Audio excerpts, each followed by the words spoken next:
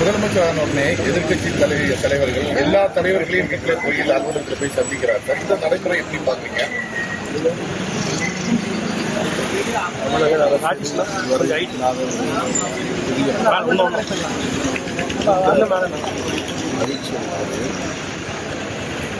உடனடியாக விடுதலை சிறுத்தைகள் கட்சியின் சார்பில் இந்த அணுகுமுறையை வரவேற்று பாராட்டியிருக்கிறோம். அரசியல் நாகரிகத்தின் முதிர்ச்சிக்கான ஒரு அடையாளம் இது. கொள்கை அடிப்படையில் எவ்வளவு மாறுபாடுகள் முரண்பாடுகள் இருந்தாலும் விமர்சனங்களை கடுமையாக நாம் ஒருவருக்கொருவர் முன்வைத்துக் கொண்டாலும் இதுபோன்ற அணுகுமுறை என்பது மக்களிடையே ஒரு நம்பிக்கை, புதிய நம்பிக்கையை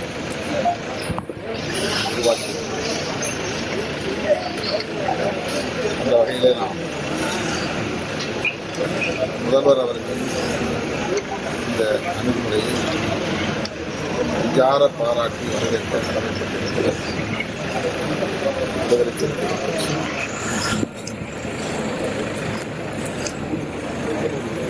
எதிரடியிலே இருந்து தேர்தலை சந்தித்தது அவருக்கு எதிரான சில விமர்சனங்களை வைத்தது என்றாலும் மதசார்பற்ற சக்திகளோடு இணைந்து ஆட்சி அமைக்க விரும்புகிறோம் என்று அவர் எடுத்த அந்த முடிவு, அதன் அடிப்படையில் எங்களை போன்றவர்களுக்கும் வெளிப்படையாக அழைப்பு விடுத்தது. அவருடைய இன்னொரு பரிமாணத்தை நமக்கு உணர்த்தியிருக்கிறார். அந்த வகையிலும் அவருடைய அணுகுமுறையை விடுதலை சிறுத்தைகள் கட்சி நிர்வாக பாராட்டினார். 47 சட்டமன்ற உறுப்பினர்கள் இருக்காங்க. அதுல 30க்கும் மேற்பட்ட சட்டமன்ற உறுப்பினர்கள் தனியாக ஒன்று எடப்பாடி பழனிசாமி இந்திய கூட்டணியிலிருந்து நாங்கள் வெளியில வந்துட்டோம், நாங்கள் விஜய்க்கு ஆதரவு கொடுப்போம் அப்படின்னு சொல்றாங்க. அதை நீங்க எப்படி பாக்குறீங்க? அது அவர்களின் உட்கட்சி விவகாரம்.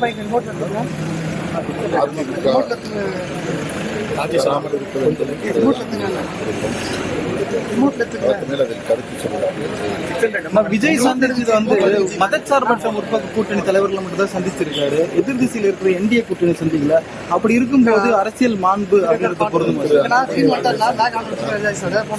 அந்த வரிசையிலே திரு முன்னாள் யாருமே பழனிசாமி அவர்களும் ஒரு சந்திப்பார். அது 2 பிரிவாக இருந்தாலும் கூட இன்னும் அவர்தான் அதிகாரப்பூர்வமாக அல்லது சட்டப்பூர்வமாக அதிமுகவின் பொதுச் செயலாளர்.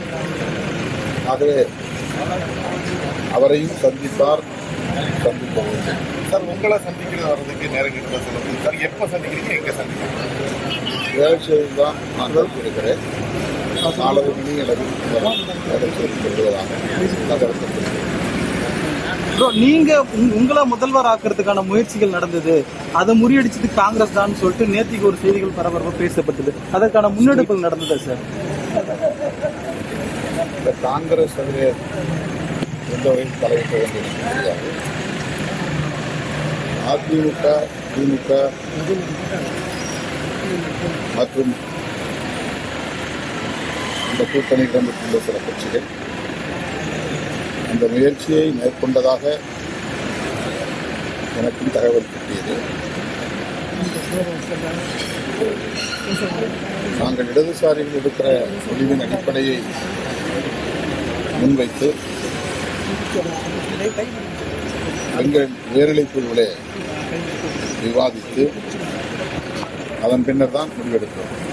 எல்லோரும் அது தாமதமான முடிவு என்று விமர்சிக்கிறார்கள்.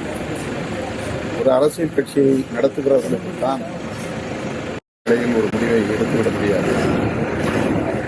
எங்கள் கட்சியின் உயர்நிலைக் குழு 8ஆம் தேதி மாலை 6 மணி அளவில் ஆன்லைன் மூலமாகத்தான் கூடியது. ஜூம் ஆப் வழியாகத்தான் நாங்கள் கூடினோம். அவரவர்கள் இருப்பிடத்திலிருந்து அதில் கலந்து கொண்டார்கள். ஏற்கனவே நாங்கள் இடதுசாரிகளுக்கு அப்படித்தான் சொல்லியிருந்தோம். நீங்கள் எடுத்த முடிவு என்ன என்று தெரிந்த பிறகுதான் அந்த முடிவை ஒட்டி நாங்கள் விவாதிப்போம் என்று சொல்லியிருந்தோம். ஆகவே நாங்கள் 6 மணிக்கு கூடி 8:30 மணி 8:45 மணி வரையில் இந்த கூட்டம் நடந்தது. அந்த இரவே நாங்கள் இந்த முடிவை அறிவிக்க முடியாது. எதிர்ப்புதிர்மான சில கருத்துக்கள் வந்தன. ஆகவே நாங்கள் ஏற்கனவே திட்டமிட்டிருந்தது 9ஆம் தேதி காலை 11 மணி அளவில் அல்லது அதற்கு மேல் செய்தியாளர்களை சந்திக்கலாம் என்று எண்ணியிருந்தோம். அதை அறிவிக்கிறோம். நாங்கள் யாருக்கும் எந்த ஊடகத்திற்கும் 11 மணிக்கு நாங்கள் சந்திக்க போகிறோம் என்று அறிவிக்கவில்லை. ஊடகவியலாளர்கள் அவர்களாகவே ஒரு யூகத்தின் அடிப்படையில் கட்சி அலுவலகத்தில் வந்து காத்திருந்தார்கள். நாங்கள் 11ஆம் தேதி ஊடகவியலாளர்களை சந்திக்க போகிறோம் என்று எந்த அதிகாரப்பூர்வமான அறிவிப்பையும் செய்யவில்லை. ஆகவே உயர்நிலைக்குழு கூட்டத்தில் எடுத்த முடிவுகளை தலைவர் என்கிற முறையில் நான் பரிசீலித்து இறுதி முடிவை எடுத்து அதிகாரப்பூர்வமாக அறிவிக்க வேண்டும் என்பதுதான் அந்த முடிவு இந்த உயர்நிலைக்குழு கூட்டத்தில் எடுக்கப்பட்டுள்ளது. அதன் அடிப்படையில் அடுத்த நாள் காலை 10 மணிக்கு கட்சியின் பொதுச் செயலாளர்கள் சிந்தனை செல்வன், ரவிக்குமார் ஆகியோரை அழைத்து அவர்களோடு மட்டும் நான் கலந்தாய்வு செய்தேன்.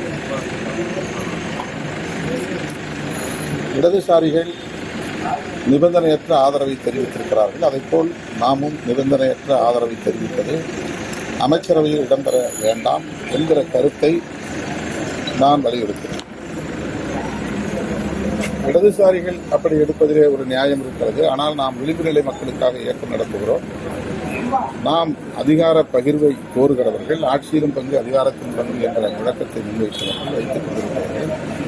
எனவே நாம் அமைச்சரவையில் இடம்பெற வேண்டும் என்கிற கருத்தை பொதுச் செயலாளர்கள் வலியுறுத்தினார். அது தொடர்பாக இறுதி முடிவு எடுப்பதில் சற்று எங்களுக்கு தாமதம் ஏற்பட்டது. அது வந்து பெரிய தாமதம். எங்களுக்கு தேவையான கால அவகாசம். நாங்கள் அதிகாரப்பூர்வமாக அறிவிக்காத நிலையிலும் 11 மணிக்கு ஊடகவியலாளர்கள் வந்துவிட்டதனால் இது தாமதம் என்கிற ஒரு தோற்றத்தை அவர்கள் ஏற்படுத்தினார். நாங்கள் அழைக்கவில்லை. ஊடகவியலாளர்களாகவே அமர்ந்து காத்திருந்தோம். நாங்கள் எங்களுக்குள்ளாக பேசி முடிவு செய்வதற்கு முன்னரே ஏன் இன்னும் அறிவிக்கவில்லை என்று ஊடகங்களில் அறிவுஜீவிகள் எங்களுக்கு எதிரான அவதூறுகளை பரப்பினார்கள். எங்கள் கட்சியில் இருந்து யாரும் தாவேகா தரப்பில் எந்த கோரிக்கையும் நாங்கள் அதிகாரப்பூர்வமாக வைக்கவில்லை. ஏனென்றால் நாங்கள் நிபந்தனையற்ற ஆதரவை வழங்குவதா அல்லது ஆட்சியில் பங்கேற்பதா என்பது குறித்தே முடிவெடுக்காமல் இருக்கிறோம். அப்படி இருக்கிற போது எப்படி நாங்கள் பேச முடியும்? நீங்கள் சொன்னதைப் போல ஒரு தகவல் இருந்தது உண்மைதான். ஆனால் அதற்கு நாங்கள் இணங்கவில்லை. முதல்வர் உங்களை யார் இப்ப அதிமுக தரப்பிலிருந்து அணுகிறாங்களோ, அதிமுக தரப்பிலிருந்து யாரு அணுகினார்கள்? அதற்கு நாங்கள் உடன்படவில்லை என்பதனால்தான் இந்த முடிவை நாங்கள் எடுக்கிறோம். உண்மை. நீங்க இப்ப எடுத்திருக்கக்கூடிய இந்த முடிவு, நாங்கள் இந்த முடிவை வந்து உயர்நிலைக்குழு எடுத்த முடிவு. அமைச்சர்கள் பங்கேற்பதா கூடாதா என்பது குறித்த விவாதம் தான் 11 மணிக்கு மேல் நடந்தது. இரண்டாவது, தாவேகாவுக்கு நாங்கள் ஆதரவு தெரிவித்தாலும் கூட சட்டமன்ற உறுப்பினர்கள் கையெழுத்து போடலாம். சட்டமன்ற உறுப்பினர் ஒருவர் விருதுநகரில் இருக்கிறார், ஒருவர் காட்டுமன்னார் கோயிலில் இருக்கிறார். காட்டுமன்னார் கோயிலில் இருந்தவர் இரவே வந்து விட்டார். விருதுநகரில் இருந்தவர் அடுத்து 9ஆம் தேதி காலை விமானம் பிடித்துதான் சென்னைக்கு வந்து சேர்ந்தார். அவர் வந்து சேரவே 11 மணிக்கு மேலாகிவிட்டது. நான் எங்கேயோ ஒரு இடத்தில் இருந்தேன். அவர் என்னை தேடி வருவதற்கே மதியம் 1 மணிக்கு மேலாகிவிட்டது. கிட்டத்தட்ட 2 மணி தான் அவர் வந்து சேர்ந்தார். அப்ப சட்டமன்ற உறுப்பினர்களே இல்லாமல் நான் எப்படி கையெழுத்து போடுவது? அதை அதிகாரப்பூர்வமாக எப்படி அறிவிப்பது? ஆக கட்சியை நடத்துகிறவர்களுக்குத்தான் தெரியும் ஒரு முடிவை எடுப்பது, அதுவும் நெருக்கடியான நேரத்தில் எப்படி முடிவை எடுப்பது, எல்லோரையும் சமாதானப்படுத்துகிற அளவுக்கான ஒரு முடிவை எடுப்பது.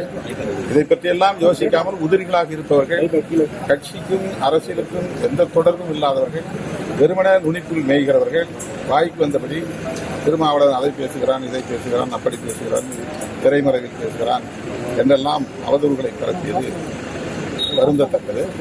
நாங்கள் உயர்நிலைக்குழு முடிவை எடுத்தாலும் கூட டிவிக்கே சப்போர்ட், அவ்வளவுதான்.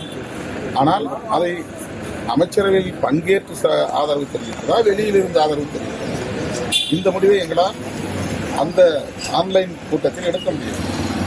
அது பொறுத்தவரை ஆகவே தலைவர் முடிவு எடுக்கட்டும். இதுதான் ஒவ்வொரு முறையும் தலைவருக்கு அதிகாரம் அளிக்கப்படுகிறது என்று சொல்லுகிற நடைமுறை. ஏனென்றால் ஒரு குழப்பமான நிலை இருக்கிற போது தலைவர் என்ன முடிவு எடுத்தாலும் அதை நாங்கள் ஏற்றுக்கொள்கிறோம் என்று கடைசியாக சொல்வார்கள், முன்னணியில் இருப்பாங்க. அப்போ அந்த நிலையில கூட நான் தனியாக எடுத்தால் நல்லா சரியாக இருக்காது என்கிற அடிப்படையில் பொதுச் செயலாளர்களை வரவழைத்து நான் தங்கியிருந்த இடத்துக்கு வரவழைத்து அவரோடு பேசுவதற்கு பகல் 12 மணி ஆகிவிட்டது. சட்டமன்ற உறுப்பினர்கள் வந்து சேர 2 மணி ஆகிவிட்டது. அதன் பின்னர் தான் எங்கள் கடிதத்தை நாங்கள் சார். இதுல 2 விஷயம் சார். ஒன்னு, ஆட்சியில் பங்கு, அதிகாரத்தில் பங்குன்றது உங்களோட கோரிக்கை. விஜயும் அதை முன் வச்சிருக்காரு. அப்படி இருக்கும்போது 2 ஆப்ஷன். ஒன்னு, சிஎம் கேண்டிடேட்டா உங்களுக்கு சிஎம் உங்களை ஆக்குறது. இன்னொன்னு வந்து நீங்க கேட்டா நிச்சயமா ஆட்சியில பங்கு கொடுப்பாங்க அமைச்சரவை. இந்த 2மே நிராகரிக்க காரணம் சார் விசிக. எங்கள் வலிமையை உணர்ந்து பொதுமக்களுடைய உணர்வுகளை புரிந்து சூழலுக்கு ஏற்ப இந்த முடிவை நாங்கள் எடுத்திருக்கிறோம். வெறும் பதவி அதிகாரம் என்கிற அடிப்படையில் உடனே போய் நாம் ஒரு முடிவை எடுத்துவிட முடியாது. நிதானமாகத்தான் முடிவு எடுக்க முடியும். இந்த முடிவுங்கிறது மேஜர் டெசிஷன். இது வந்து மிகப்பெரிய முடிவு. வெறும் பதவிக்கான முடிவாக உடனே போய் நாம் எடுத்துவிட முடியாது. ஆகவே எங்களுடைய எதிர்கால அரசியலையும் கவனத்தில் கொண்டு நாங்கள் என்ன நிலைப்பாட்டை எதிர்காலத்தில் எடுக்கப் போகிறோம் என்பதையெல்லாம் பரிசீலித்து தான் முடிவெடுக்க போகிறோம். அதனால்தான் நாங்கள் இப்போதைக்கு வெளியிலிருந்து ஆதரவு தெரிவித்து என்ற முடிவை எடுத்தோம். ஆனாலும் இன்னும் அந்த கோரிக்கை அப்படியே இருக்கிறது. அதாவது ஆட்சியில் பங்கேற்பது குறித்த கருத்தை முன்னணி தோழர்கள் இன்னும் என்னிடத்தில் வலியுறுத்திக் கொண்டுதான் இருக்கிறார்கள். நான் இன்னும் ஒரு தீர்மானகரமான முடிவுக்கு அந்த நிலைப்பாட்டில் நீங்க இந்த முடிவுக்கு தள்ளப்பட்டது திமுக பின்னாடி இருந்து உங்களை சொல்றாங்க, வெளியில இருந்து ஆதரவு கொடுங்கன்னு அழுத்தம் சொன்னதுனால திமுகங்கிறது யாரோ கிடையாதுங்க. அவங்க இந்த கூட்டணி தானே. நாங்க திமுக கூட்டணி தானே இருந்தோம். நாங்க திமுக கூட்டணி கொஞ்சம் லைட்டா திமுக ஒரு கருத்து சொல்லுங்க. திமுக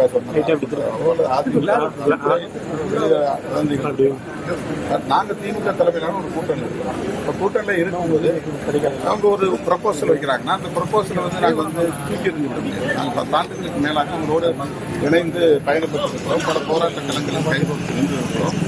எனவே அந்த கூட்டணியில் இருந்து கொண்டே ஆட்சி அமைப்பதற்காக மட்டும் எங்கள் ஆதரவை நல்குகிறோம் என்றுதான் நான் 9ஆம் தேதி மாலை 5 மணி அளவில் ஊடகவியலாளர்களை சந்திக்கும் போது கூறினேன்.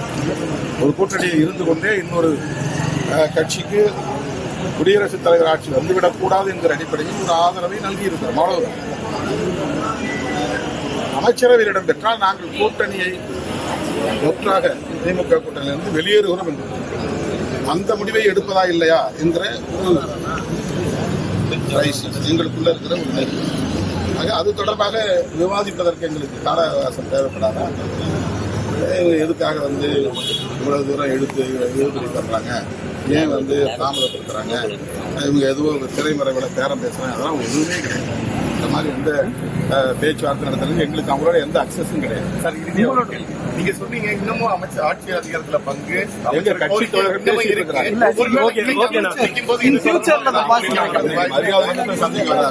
அந்த இடத்துல போய் நாங்க